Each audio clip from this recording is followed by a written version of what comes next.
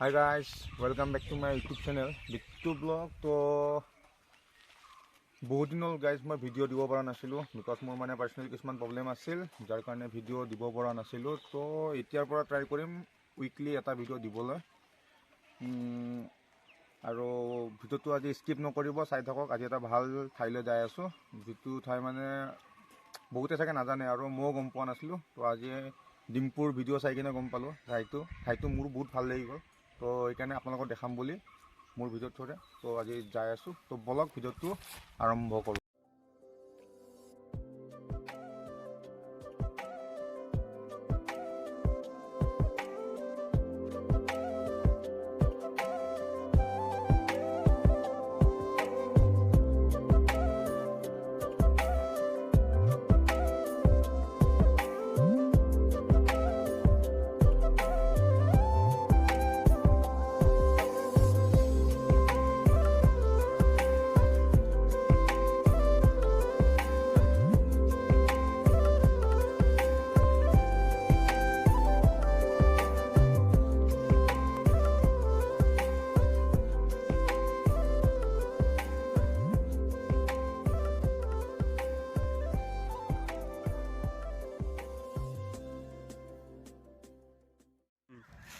তো guys finally আহি পালোঁ আপোনাৰ মেইন মাজি মানে য'ত দেখাম বুলি ভাবিছিলোঁ আৰু যি দেখাম বুলি ভাবিছিলোঁ। তো মোৰ ফ্ৰণ্টত চাব পাৰে, দেখাই দিয়া।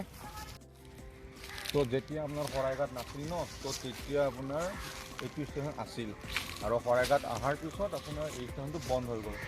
তো অলপ আগলৈ হাৰানটো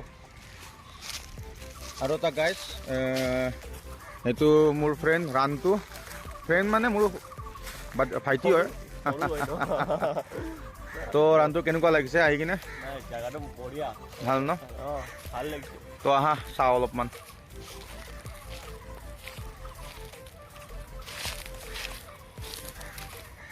গমেই পোৱা নাছিলোঁ এনেকুৱা জাগা আছে।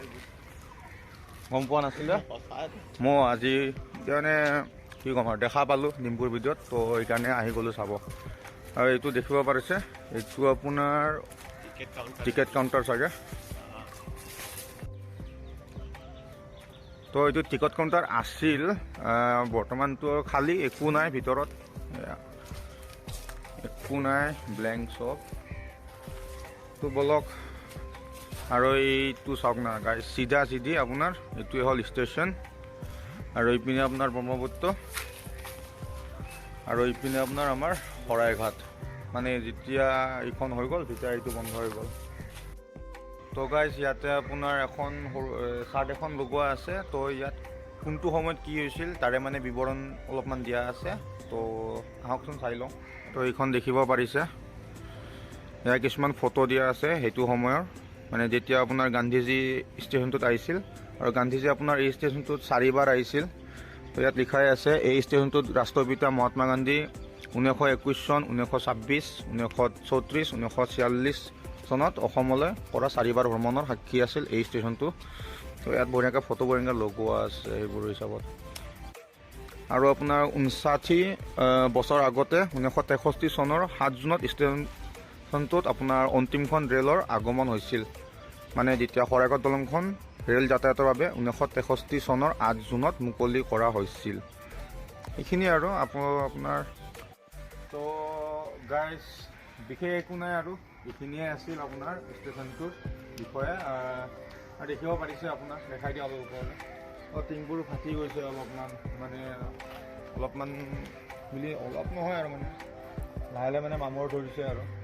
তো সেইকাৰণে চৰকাৰে যদি ইচ্ছা কৰে অলপমান মেৰামতি কৰিব পাৰে, ব্যৱস্থা কৰিব পাৰে।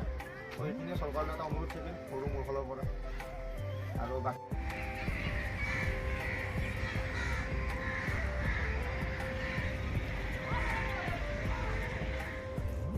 তো এইখিনিয়ে আছিল। তো আজিৰ ভিডিঅ'টো যদি চাই ভাল পালে তেন্তে like, comment, share and subscribe কৰি থ'ব গাইজ। আৰু ছাবস্ক্ৰাইবটো কৰিয়ে দিব প্লিজ গাইজ, ছাবস্ক্ৰাইবাৰ অলপমান কমি হৈ আছে, কৰি দিব অতি সোনকালে, যাতে 1K হ'ব পাৰে তাৰ কাৰণে। আৰু বাকী বাই বাই দিলোঁ আজি। তো আগৰ ভিতৰত লগ পাম বুলি আশা থাকিল গাইজ। তো বাই বাই।